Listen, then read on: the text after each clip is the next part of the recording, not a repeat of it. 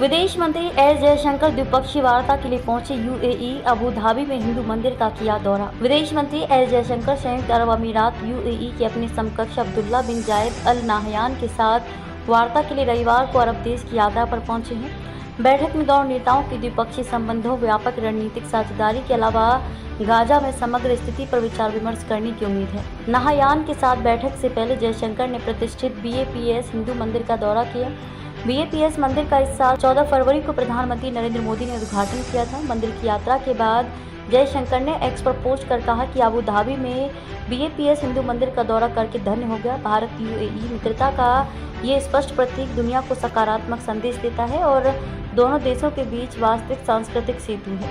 इससे पहले विदेश मंत्रालय ने कहा कि जयशंकर की यूएई की यात्रा दोनों देशों के बीच रणनीतिक साझेदारी के साथ क्षेत्रीय और वैश्विक विकास की समीक्षा करने का अवसर प्रदान करेगी। विदेश मंत्रालय ने एक बयान में कहा कि लगभग 35 लाख भारतीय समुदाय संयुक्त अरब अमीरात में सबसे बड़ा प्रवासी समूह है। जयशंकर ने अबू धाबी में किया योग। विदेश मंत्री एस जयशंकर ने रविवार को अबू धाबी में 10वें अंतर्राष्ट्रीय योग दिवस समारोह में भाग लिया। जयशंकर ने संयुक्त अरब अमीरात में भारतीय राजदूत संजय सुधीर के साथ लोअर अबू धाबी में योग दिवस समारोह का नेतृत्व किया।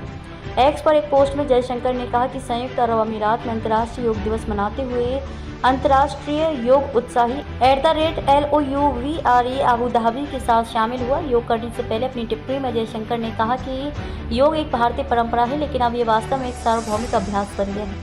उन्होंने कहा कि अंतर्राष्ट्रीय योग दिवस ने एक प्रेरणा के रूप में, एक चुंबक के रूप में वास्तव में लोगों को इकट्ठा करने, अभ्यास को फैलाने की एक विधि के रूप में काम किया है। वास्तव में एक तरह से ग्रह को खुद, स्वस्थ और अधिक जुड़ा हुआ रखा है।